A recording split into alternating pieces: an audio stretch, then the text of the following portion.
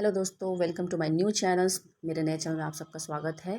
आज हम पढ़ने वाले हैं हिस्ट्री के town traders and craft persons chapter 6 को। ठीक है, तो हम इस चैप्टर में सबसे पहले ये मैं बताना जरूरी समझती हूँ कि मैं आपको सिर्फ इम्पोर्टेंट पॉइंट्स बताऊँगी ताकि आपका कम टाइम में आप जितनी जल्दी हो सके इस चैप्टर को समझ सको। Okay, let's start.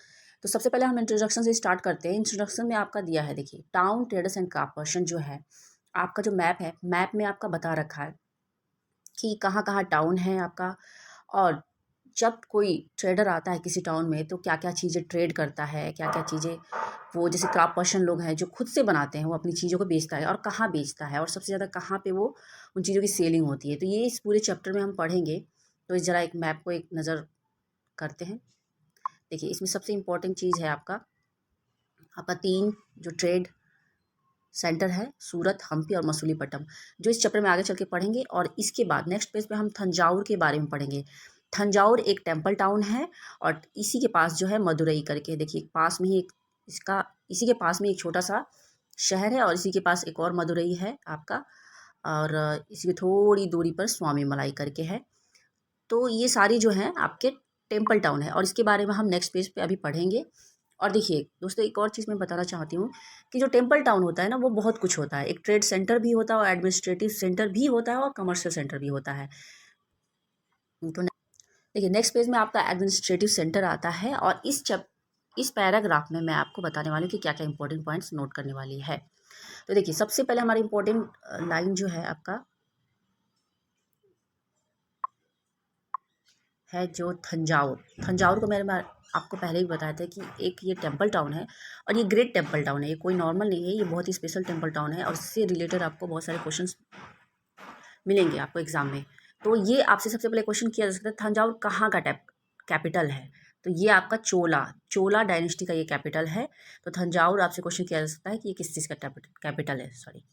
और दूसरा इसमें नेक्स्ट पैसेज में दिया हुआ है कि आपका इम्पोर्टेंट लाइन इसमें है आपका राजा राजेश्वरम टेम्पल और ये किंग राजा राजा चोला के नाम से बनाया गया है।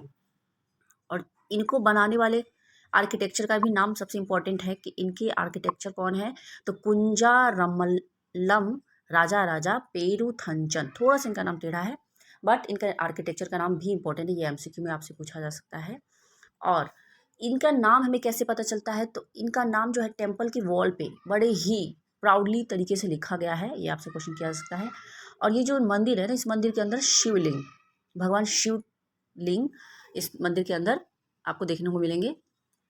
और जो नेक्स्ट है इम्पोर्टेंट आपका नेक्स्ट पैसेज में आपका इम्पोर्टेंट है, आपसे पूछा जा सकता है कि मंडपा मंडपा क्या होता है आपका दोस्तों। तो मंडपा पवेलियन पवेलियन को बोलते हैं। जो मंडपा एक तरह का कोर्ट होता है जो राजा लोग अपने कह सकते हैं कि दरबार है जहाँ पे राजा लोग अपना सारे इश्यूज को सुनते हैं, कोई मैटर सॉल्व करते हैं। तो मंडपास उसी को कहा जा सकता है। जैसे किंग होल्ड कोर्ट, देखिए आपका लिखा हुआ है, तो एक तरह का कोर्ट है।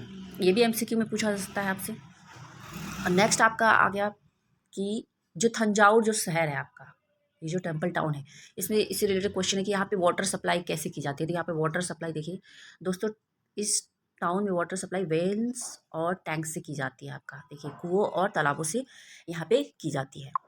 और नेक्स्ट आपका देखिए इंपॉर्टेंट लाइन है कि जो सालिया सालिया किसे कहते हैं। तो सालिया वहाँ के थंजावुर के वीवर्स को कहा जाता है। जो थंजावुर एक जो टेम्पल सिटी है, उस टेम्पल के लिए जो कपड़े बुनते हैं और वहाँ के राजा के लिए या वहाँ के रहने वाले लोगों के लिए जो कपड़े बनाते हैं ना, उनको सालिया कहा जाता था, सालिया वीवर्स। ठीक है, तो सालिया वीवर्स कहाँ के थे, तो थंजावुर के थे। ये आपसे एमसीक्यू में पूछा जा सकता है। और नेक्स्ट है इनका काम क्या था, तो producing clothes for flag to be use the temple.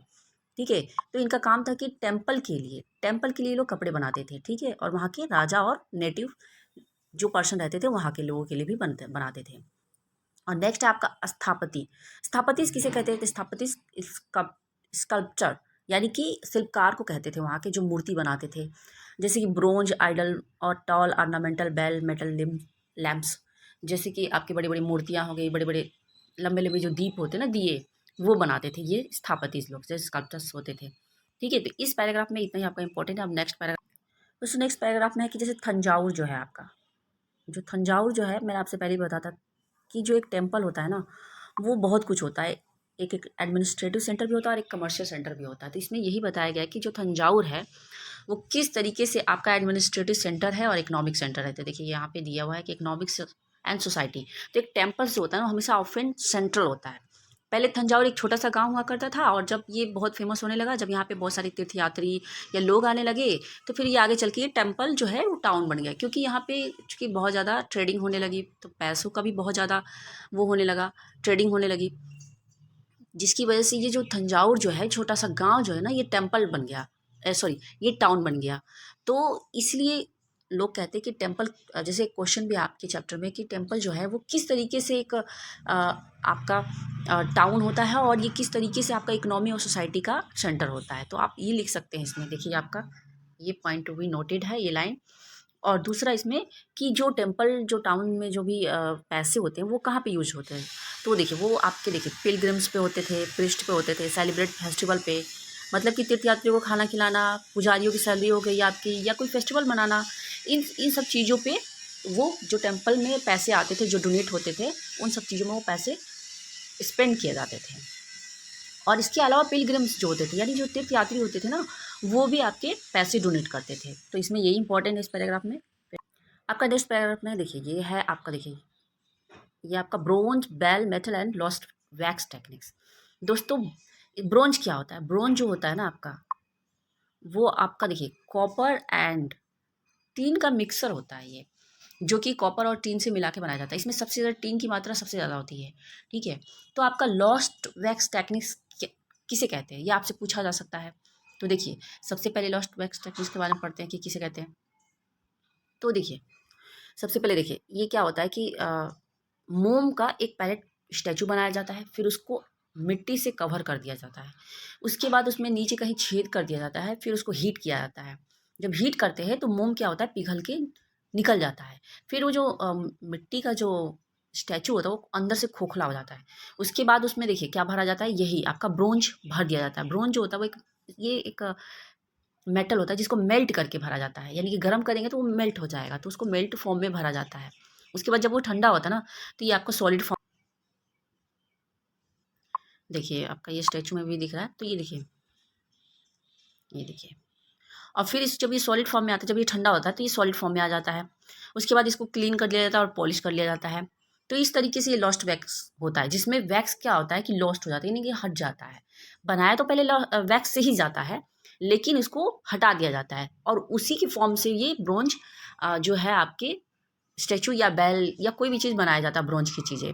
इसीलिए इसको लॉस्ट वैक्स टेक्निक्स कहा जाता है। तो आप इसको यहाँ से लेकर यहाँ तक जब आप पढ़ेंगे तो ये टेक्निक्स आपको अच्छे से समझ में आ जाएगा।